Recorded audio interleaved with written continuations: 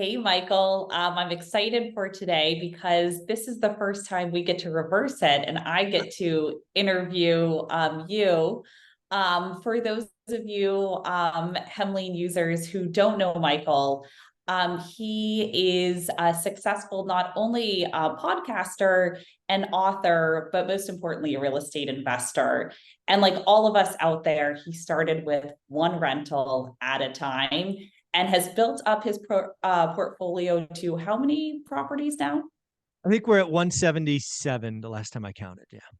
That's incredible. And these are your own properties. And so I can only imagine how much hard work went into it.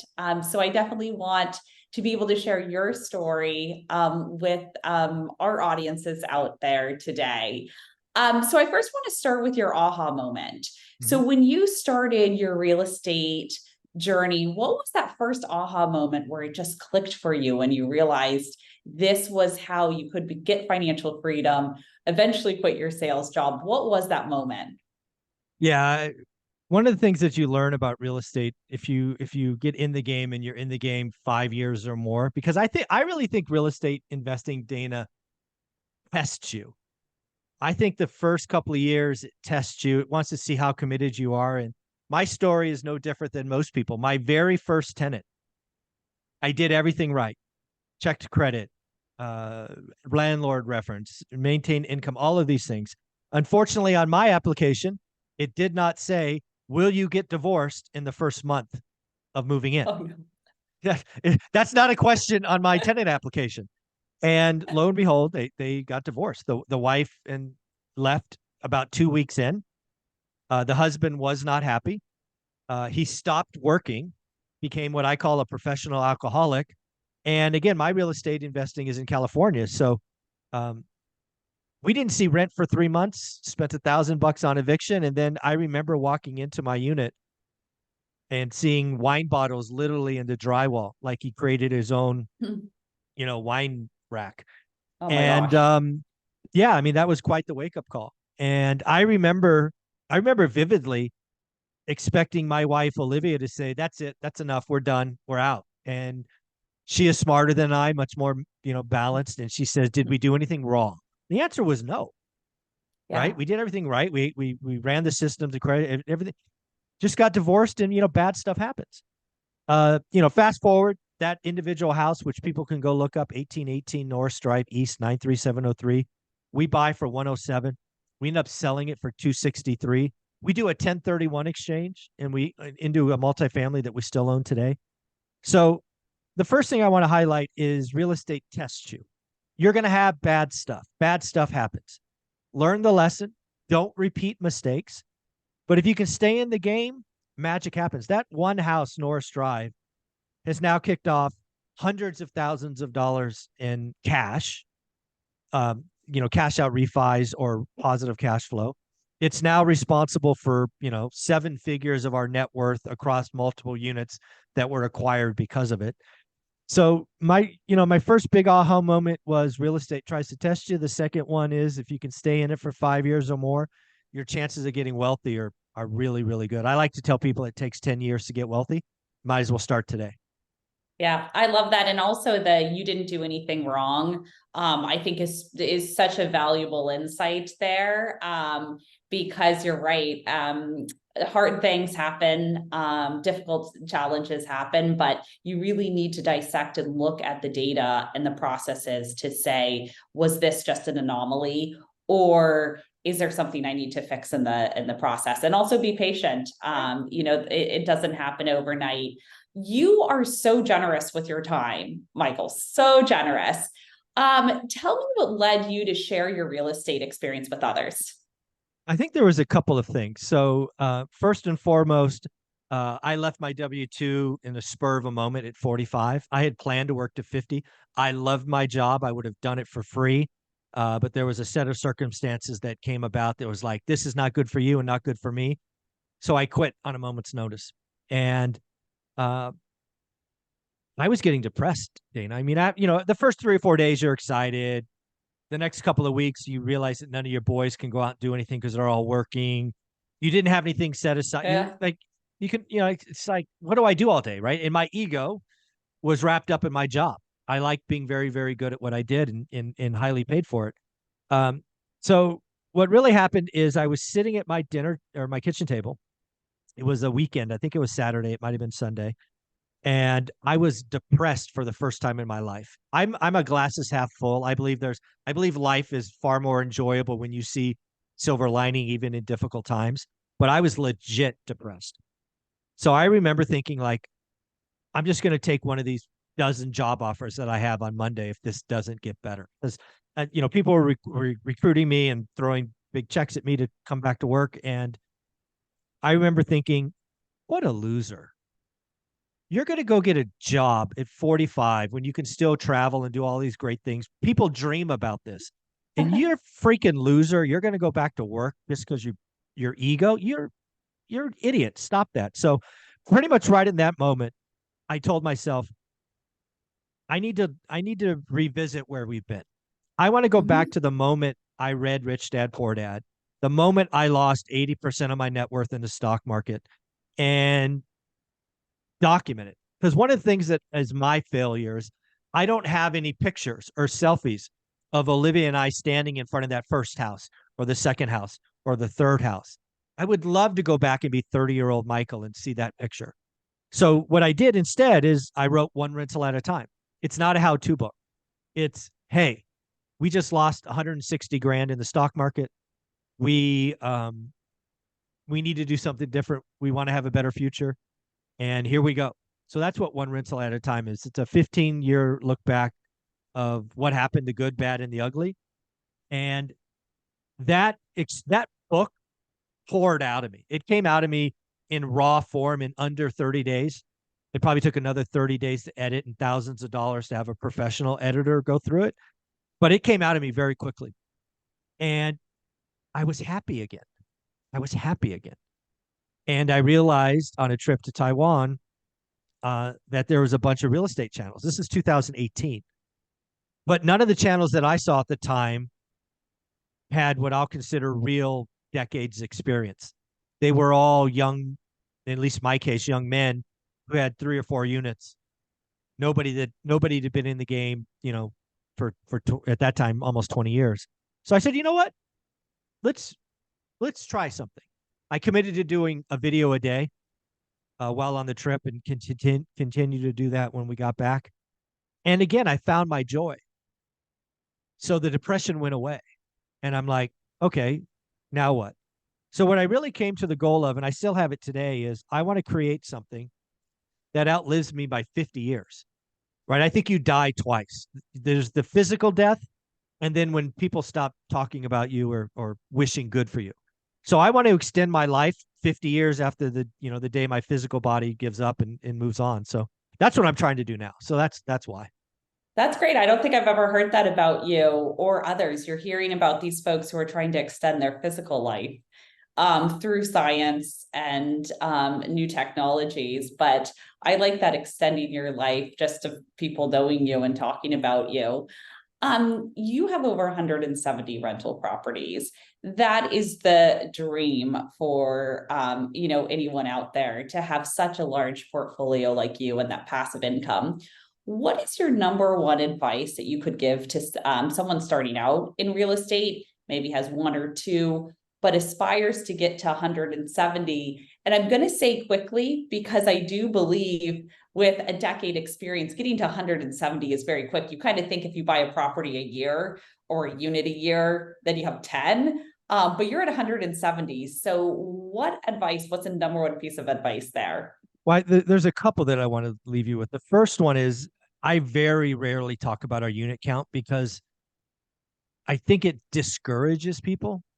I fundamentally believe if you can get to 4 rental properties, you're going to change your financial life and perhaps the next generation forever.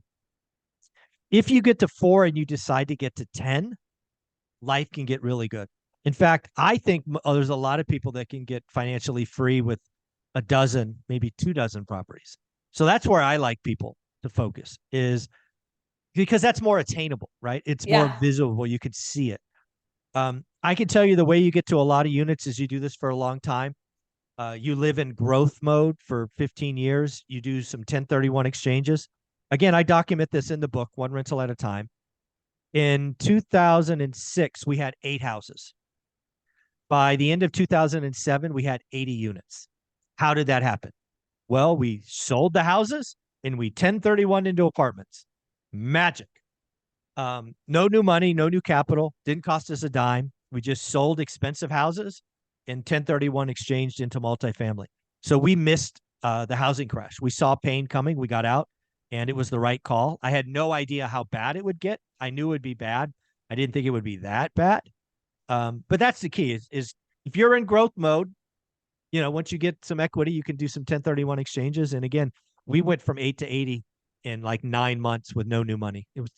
Yeah, it can happen. Wow, that's incredible. What trends are you seeing this year that are affecting your rental business? Obviously, this has been a very interesting year with interest rates as the headline. What are you seeing that's affecting your business today? Single family rentals are like legit single family homes are doing great for lots of reasons, right? The whatever you want to call that we just went through. People wanted space, they wanted an extra bedroom, they wanted a garage, they wanted a backyard. The home was the place they spent most of their time, and even including working. That hasn't changed. The desire for single family, fenced backyards, perhaps even fenced front yards, is rarely been higher. Now that mortgage rates as of today are over 8%, uh, it frankly makes financial sense for most people to rent versus buy. Mhm. So I think that's going to be the case. I think larger multifamily is in some significant trouble. I just talked to Jay Parsons, the chief economist at the um, Real page, literally just a half hour ago, and he's talking about all this inventory coming and things. So I think larger multifamily is in a little bit of trouble, but single families, especially at 8% mortgage rates, people are just going to say, you know what, we're going to leave the apartment and we're just going to rent a home. So I'm still looking to add a few single family homes to our portfolio as probably for the next 18 months or so. That's great. That's great. And that gives new folks out there hope that, if you, who's such an expert, is looking at single family homes, still a good time to do that. There are some experts that say we're in the expansionary phase of the real estate market cycle. Do you believe that's true, that we've gone through the trough and we're in the expansionary phase at this point? Um, I mean, I look at my market every day. It feels to me that we're in the bottoming phase. I don't know. But again, like I just had a conversation with a couple of mortgage brokers, and I'm like, I think existing home sales, which were just reported today at 3.96 million, I think they're going to go to 3.8. I actually think that's good news. Why is that good news? It's because in order to come back, you got to get to the bottom. Yeah. So we're almost there. I don't think we're in the expansion phase just yet. We're probably 3 to 6 months from finding a firm bottom. But the good news after that is you're at the bottom and we can start building from there. I'm not calling for any V-shaped recovery or even a U-shaped recovery. But we'll find the bottom, I think, in the next 3 to 6 months, which is important because you can't go up till you get to the bottom, in my opinion. So I think we're almost there. Okay, great. How can Hemline users stay ahead of the curve in this ever-changing real estate market? I mean, a lot of them still have their W-2 jobs. How can they stay ahead in this market that has changed so drastically in the past, 12 months here? Yeah, I think there's a couple of things Himalayan users should do, and that is, again, block out some of the national noise, block out doomers. One of the biggest things that people need to realize is your network will predict your future. So if you can find 4 or 5 people that are doing the work, talking about the real thing, not just living in this endless doom loop, um, you're going to make significant progress. So what I would tell people first off is to look at your feeds and block doomers. People that are just being paid to preach fear are not helping you. Second, stay close to your clients. Your clients are your tenants. What you will quickly learn is tenant turnover is a killer. Let's say it differently. This is not the time to go for max rent. This is the time to do the right thing. This is the time to, as Dion talks about, use the binder strategy, stay below market, do all of those things. Mhm. And, um, Yeah, the people that will dominate the next 2 years are good operators. The people that won the last 2 years were lucky and financial engineers. People that are using Hemlane are going to be focused on being a good operator, staying close to the tenant, audit trail, pictures, all of those things. Then they have a buy box. They're doing the work. Um, the next 2 years, Dana, is all about being a good operator, and that's what Hemline allows mom and dad to do. So it's pretty cool. Awesome. You and I have both been huge proponents of long-term buy and holds. There's also been all of this news out there with Airbnb and crackdowns such as New York City on having Airbnbs. I don't think I've ever asked you why you focused on long-term rather than short-term rentals. I know that I think you've spoken about it from the Hemlane perspective, but I'd love to hear a little bit more about that. And would you ever consider short-term rentals? So 2020, we actually considered it. We had a couple of units that we were acquiring that were in the right part of town that would have made great short-term rentals.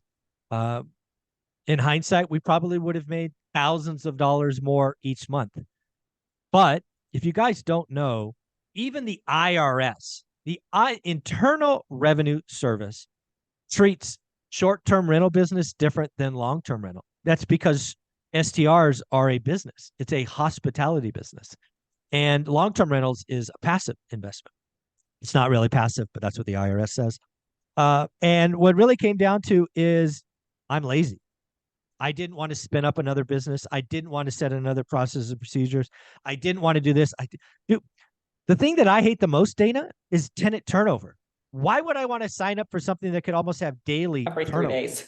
Freaking Yeah. would drive me nuts. And I don't like working with the public, frankly, right? The public, lots of people are great, but you get that 1 out of 8 or 1 out of 10 that's just a donkey and destroys this, breaks that.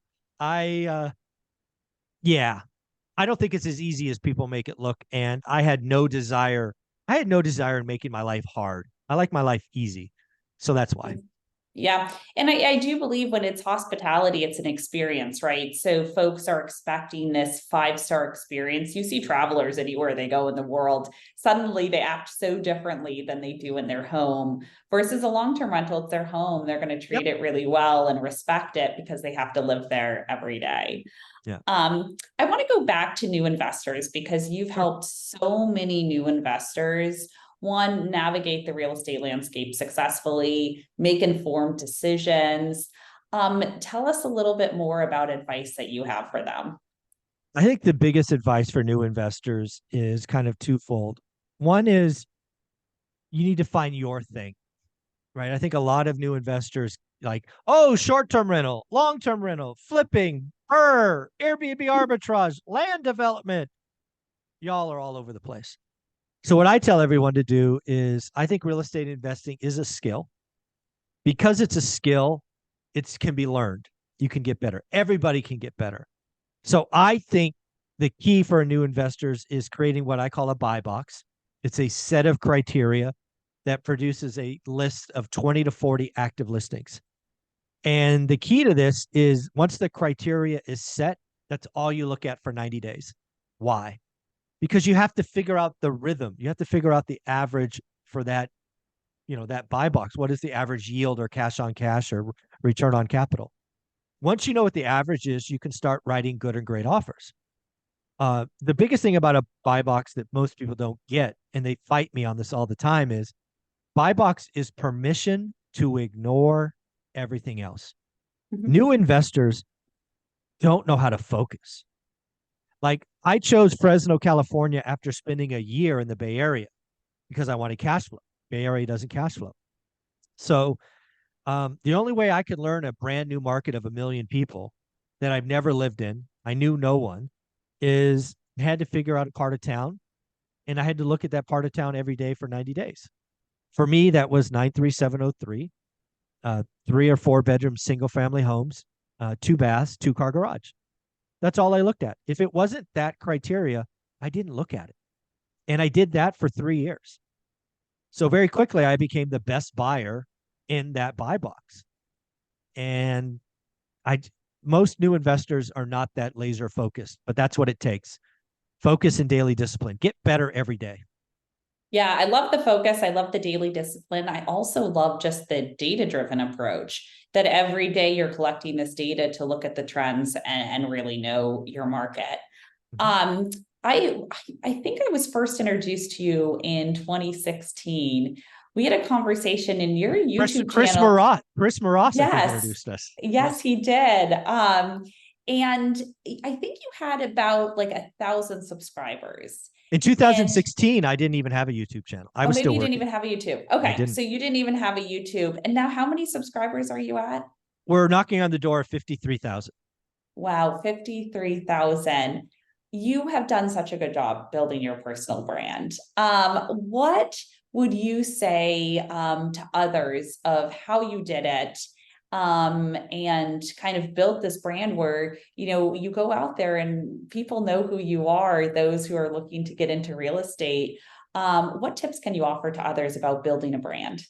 Yeah. So one of the funniest stories in the last 6 months, my daughter and my wife, Olivia, were having, I think it was lunch at a local restaurant.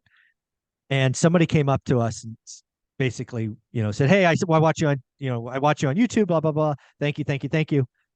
Which was a great experience, took a picture and all that.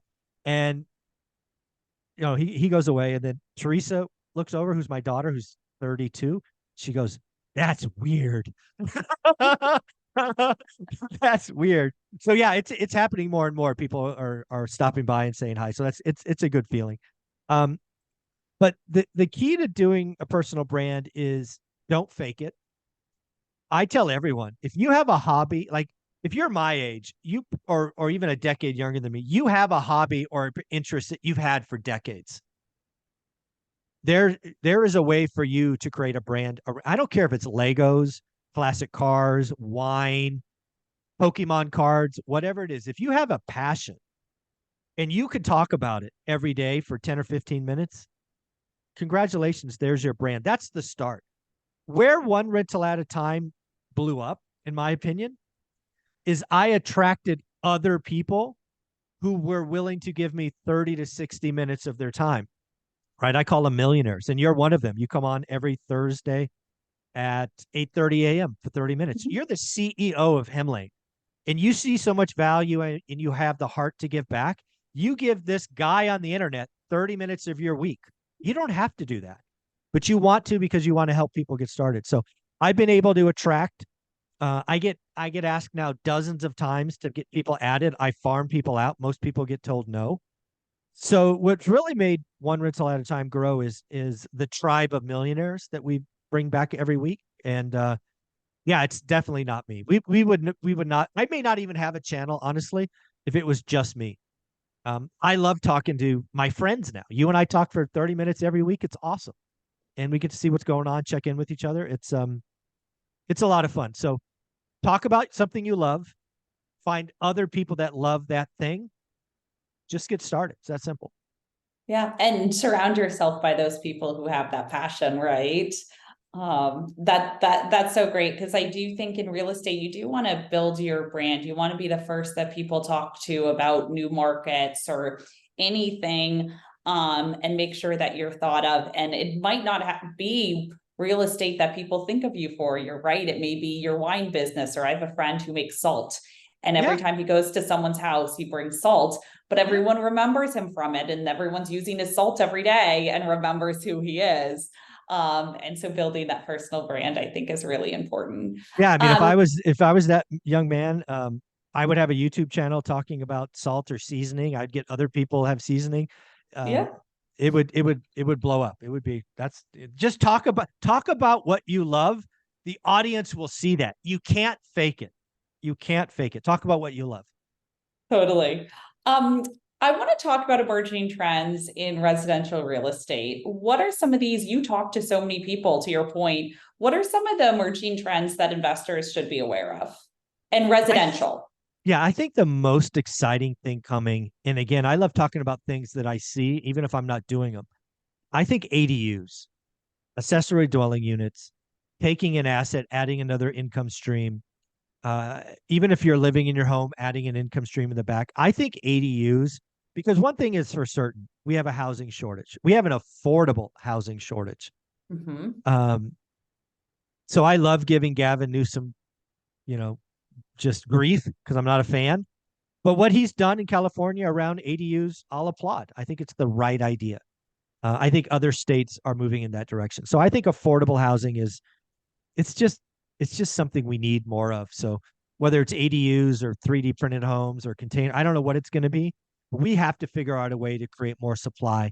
The government does so much stuff for demand, they don't do supply. So sometimes it boils down to mom and pop landlords to think about ways to economically add supply, and ADUs might be the thing. Yeah, yeah, definitely. And a lot of that has to do with, to your point, the new regulations, regulatory environment, that is fascinating to watch and get involved with. What are your predictions for residential real estate over the next 12 to 18 months? Yeah, so I think residential existing home sales are going to flatline like we talked earlier. I think prices are going to be basically flat. I think prices could be flat for 5 years. Flat meaning plus or minus 1%. I think we got a decade of appreciation in 2 years. So what does that mean? That means it's time to do the work. It's time to find motivated sellers. There are still great deals to be had, but they need to be made. Buying stuff list price at 8% or 9% mortgage don't cash flow. So Yeah. skill up, write disrespectful offers, ask for seller financing, and I, we're posting wins almost every day from people in the community. So I know it's possible. It takes work. Real estate investing is never easy. So just that's what I see. That's great.